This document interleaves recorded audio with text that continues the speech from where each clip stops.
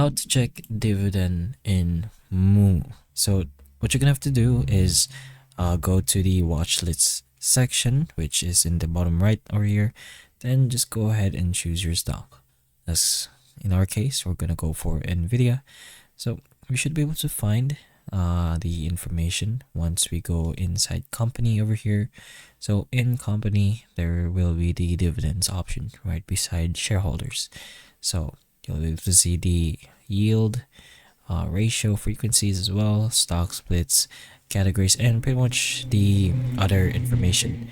So just stay in the dividends, I mean. But that is pretty much how you check the dividends in Nvidia, which basically just this section actually. So more information over there. Press this arrow to see the dividend history. So if you want more information, of course, just go ahead for that.